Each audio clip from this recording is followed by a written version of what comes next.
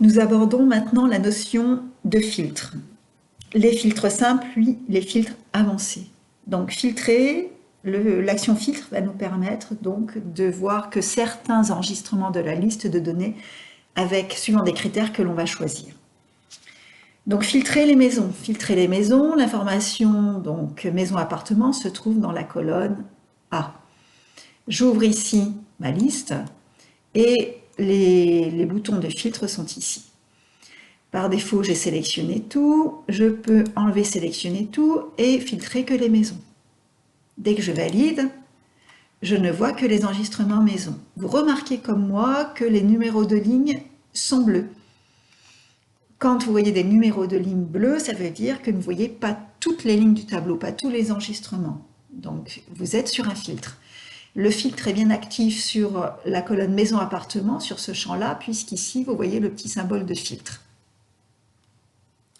Si je veux maintenant filtrer les maisons toujours, mais à Châteauroux, je vais cumuler mes filtres en changeant de colonne. Donc mes maisons, on les a déjà filtrées et les maisons de Châteauroux. Donc c'est pareil, on enlève sélectionner tout et on coche Châteauroux. Si je souhaite annuler un filtre, je peux ici, pour retrouver toutes mes villes, cliquer sur l'icône du filtre et remettre, sélectionner tout, ça peut être ça. Ça peut être aussi, j'aurais pu dire effacer le filtre de ville. Si je fais ça, je retrouve toutes mes villes. Si je veux effacer tous les filtres de tous les champs, parce que ça, si j'ai filtré sur plusieurs colonnes, c'est un petit peu long d'aller effacer le filtre à chaque fois. Pour effacer, donc si je remets ici mon filtre par exemple de Châteauroux, je vais effacer tous mes filtres en même temps. L'astuce, c'est d'aller ici dans le bouton effacer. N'ayez pas peur, effacer, on nous dit effacer l'état du filtre. Effacer, voilà. Vous gardez bien vos enregistrements, hein, la liste n'est pas supprimée, vous annulez simplement tous les filtres.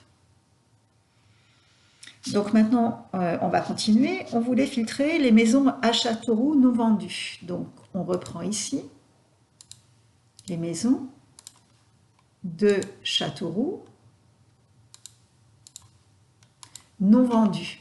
Donc ça veut dire non vendues, ça veut dire que la date de vente n'est pas renseignée. Donc je vais dire ici, j'enlève sélectionner tout. Ça veut dire que cette cellule-là, dans cette cellule-là, il faut qu'il y ait donc du vide. La cellule n'est pas renseignée, on cherche les cellules vides. Donc vous avez 3 maisons non vendues, les maisons de Châteauroux.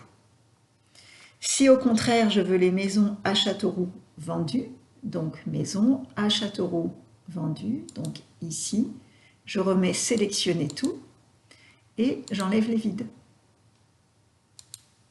Et donc j'en ai une. Ensuite, je veux les logements de Châteauroux et Saint-Maur. Donc là, ce que je vais faire, c'est j'annule tous mes filtres pour retrouver l'intégralité de mon tableau. Et je veux les logements. Donc les logements, peu importe, appartement ou maison. C'est pour ça que j'ai annulé mon filtre. Les logements de Châteauroux et Saint-Maur. Donc on veut filtrer 2 villes. Donc ici, j'enlève sélectionner tout. Je coche Châteauroux et Saint-Maur. Je veux maintenant les maisons de Nierne, Châteauroux et Saint-Maur.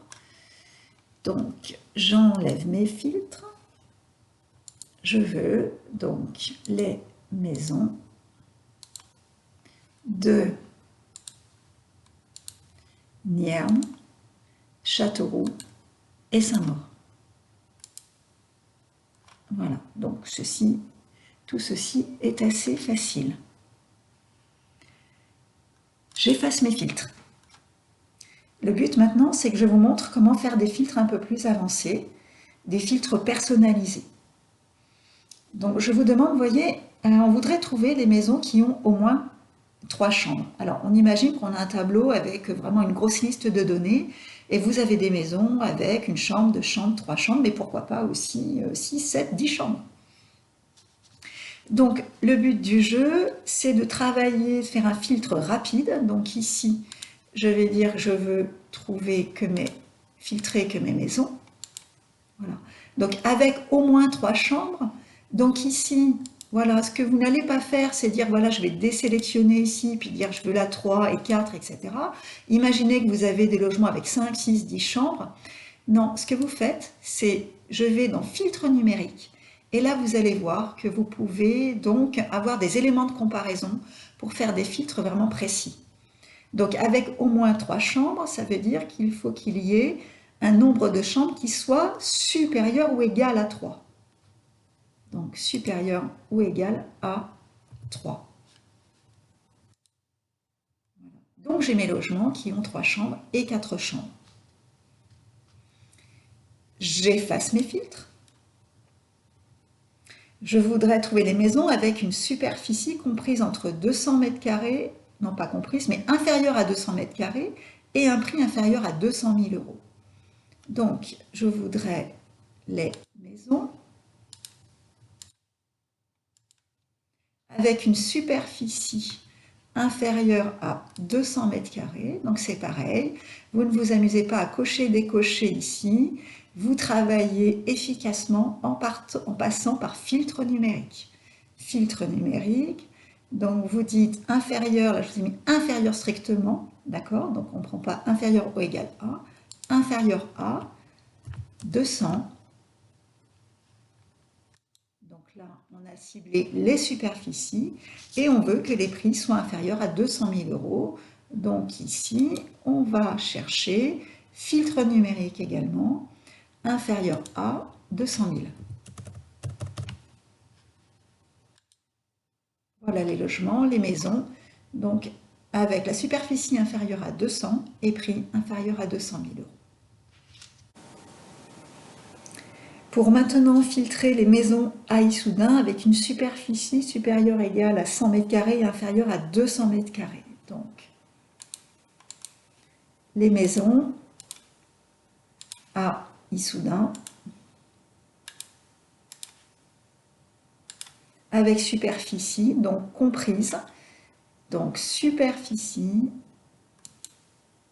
supérieure ou égale alors à 100 mètres carrés et inférieure à 200 mètres carrés. Donc on va prendre ici entre donc supérieur ou égal à 100 mètres carrés et inférieur à 200 mètres carrés. Donc inférieur strictement, c'est ce que je vous ai mis, hein. Inférieur à 200. Donc on en a deux maisons à Issoudun avec superficie comprise entre 100 compris et 200 non compris. Ensuite, donc, ce que je vous demande, c'est d'afficher donc pour le prix les deux enregistrements, les deux prix les plus élevés. Alors, comment faire ce filtre-là? C'est un filtre sur la colonne prix. J'ouvre prix ici. Et vous voyez dans filtre numérique, vous avez une commande qui s'appelle 10 premiers. 10 premiers, vous avez deux choix. Vous avez haut et bas. Donc si on veut rester sur les plus élevés, je reste sur haut. Je veux les deux plus élevés. Donc je voudrais qu'Excel m'affiche les deux logements avec les prix les plus élevés. Quand vous validez, on va s'apercevoir que l'on n'en a pas deux, mais on en a trois. Pourquoi? Le logement dont le prix le plus élevé, c'est 230 000 euros. Et après, donc il y en a deux à 210 000 euros. Donc il ne va pas nous donner juste le 230 000 et juste un 210 000.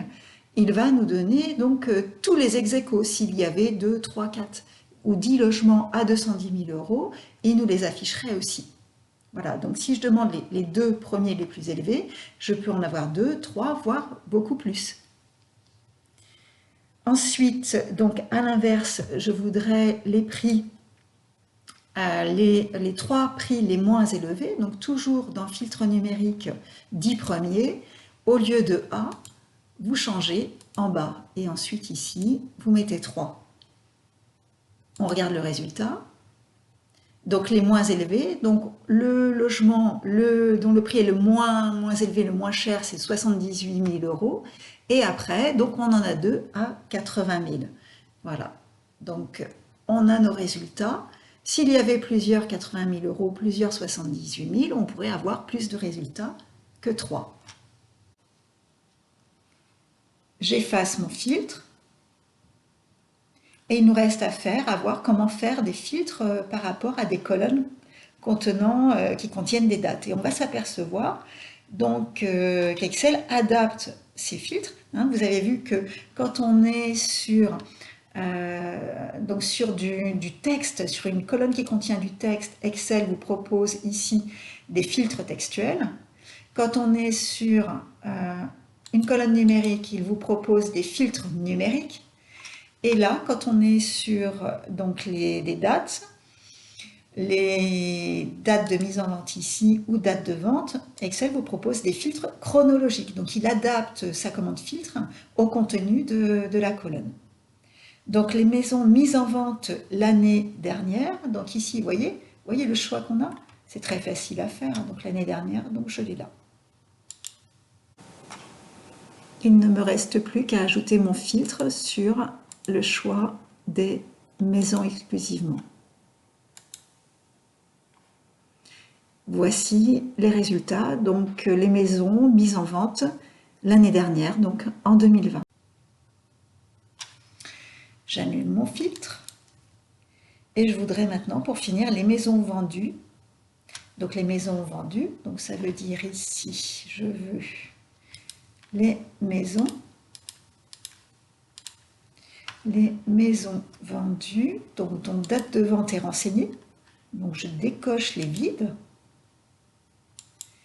Et donc entre le 15 novembre 2020 et le 30 novembre 2020.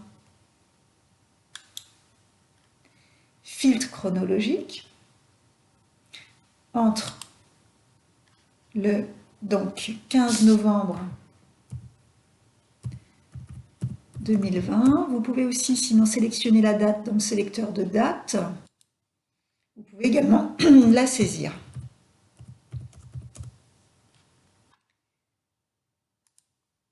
Voilà, donc nous n'avons plus qu'un logement qui correspond à ce critère. Voilà, donc vous savez tout sur les tris, les filtres, sur les listes de données d'Excel.